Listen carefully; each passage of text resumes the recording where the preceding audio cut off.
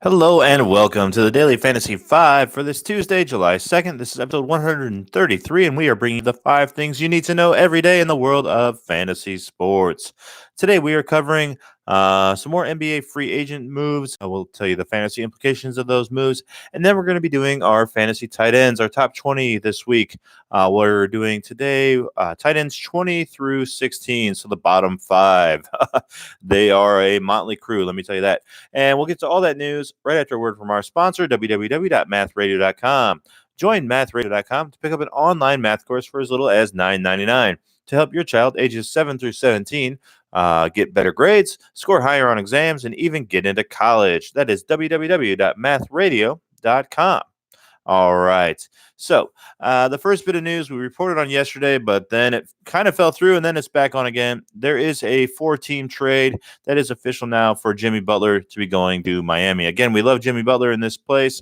He should get all the shots and do everything he wants. Lots of points, lots of rebounds, lots of everything. Love Jimmy Butler next year. Hassan Whiteside has been traded to the Portland Trail Blazers. So, I mean, if Nurkic is healthy, I guess he'll come off the bench. That's definitely going to hurt his value. If Nurkic isn't healthy, he should get all the playing time he wants. He's not going to shoot the ball much, I wouldn't assume, in Portland, but I don't know. I guess his value takes a hit there in Portland. And then Mo Harkless is going to the Los Angeles Clippers. I like that for him. He should get some playing time there, so he might be a deep player that you can go ahead and draft in a redraft next year. All right. So Sandaratsky, the Washington point guard, is going to Chicago. So Washington was without a point guard, so they have signed guard Isaiah Thomas. I think this is bad news for Sandaransky as they drafted Chicago drafted a point guard this year, and Washington signing Isaiah Thomas. Great news for Isaiah Thomas. I wasn't even sure if he'd play again in the NBA, and he got a nice 2-year deal with Washington. They have no other point guards because John Wall, I think he's out all next year too. Is that right? Yeah, I think that's right. So, I mean, Isaiah Thomas should come in and be the man, starting, right next to Bradley Beal. Should get plenty of shots, plenty of playing time. So good for Isaiah Thomas. He might be a late round sleeper that you can pick up next year. Kevon Looney is staying with the Warriors. I think that adds value. I assume Boogie won't be there next year, and neither will Bogut, at least at the beginning of the year. So Looney should be starting from day one. He could be a valuable guy. He's got a lot of upside. I'm not sure if he's going to be a top 12 center. I kind of doubt it. I have to look it over. But, I mean, he's definitely got upside for you as another sleeper type in Golden State.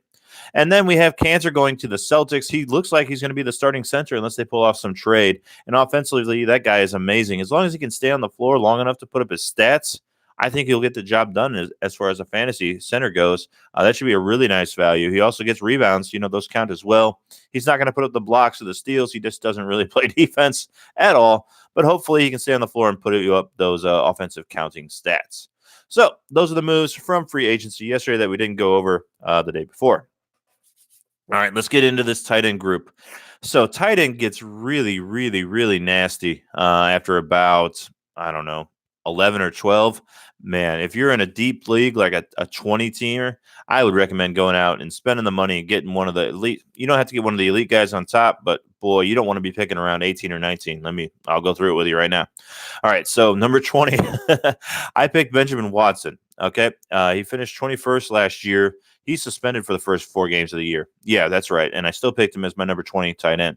So he's going to be playing for the Patriots. Once he comes back, he could have a super high ceiling because, they don't have any other tight ends. Unless they trade for someone, they are going to be tight end strapped. So when Benjamin Watson comes back, he should be very valuable to the team. But again, he's going to be out the first 4 games. If you're in a 20-team league, and you're the last person to draft a tight end, I would go with someone like Mark Andrews from Baltimore because you've got to have someone to start. And Flacco likes to throw the ball to tight ends.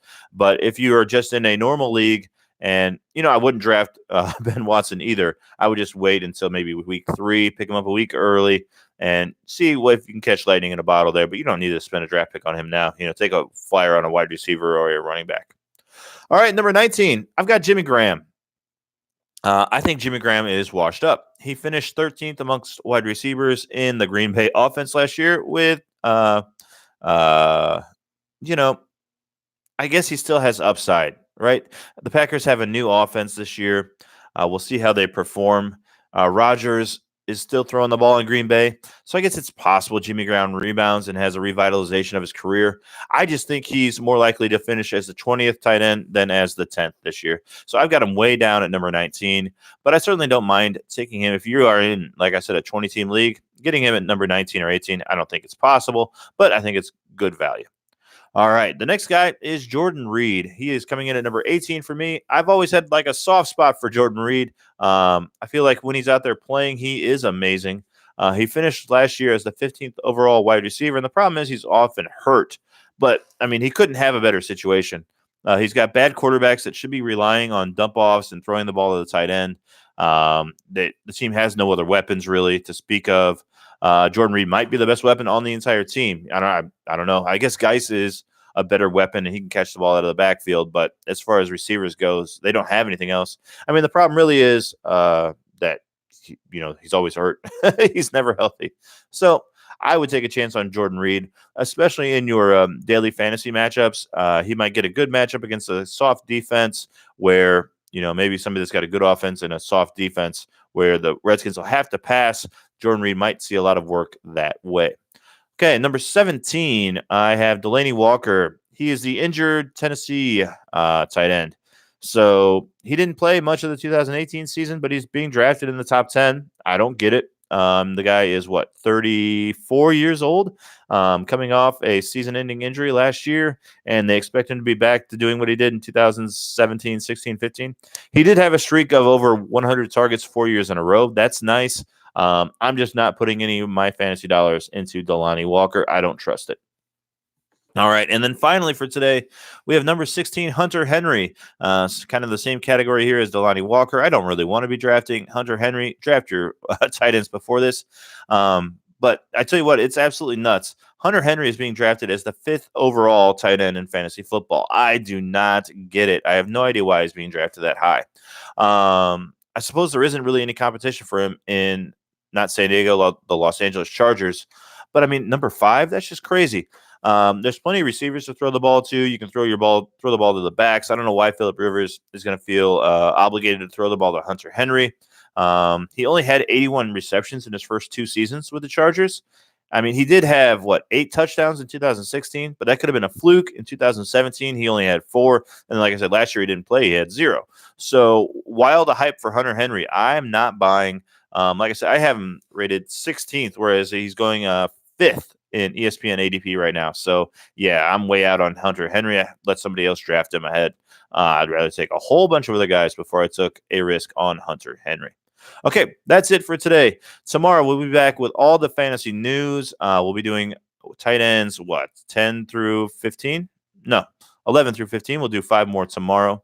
We're also going to cover any more free agency. Maybe we'll find out where Kawhi Leonard is going to play, any baseball news, anything at all that goes on. We'll cover it tomorrow. And that's it for today. Oh, if you are watching this on Tuesday, the Women's World Cup, the semifinals, I believe, starts at 3 o'clock Eastern time today against England. So you might want to check that out as well. No fantasy implications, but it's just a fun thing to do. All right, that's it for today. Please check out our sponsor, www.mathradio.com, to pick up an online math course for your child for as little as $9.99. If you're watching on YouTube, please subscribe to our show and leave us a comment below. And as always, if you're listening to the podcast, we'd love a 5-star rating and a review. We'd greatly appreciate it. We'll see you next time. Gucci. Yes, Gucci.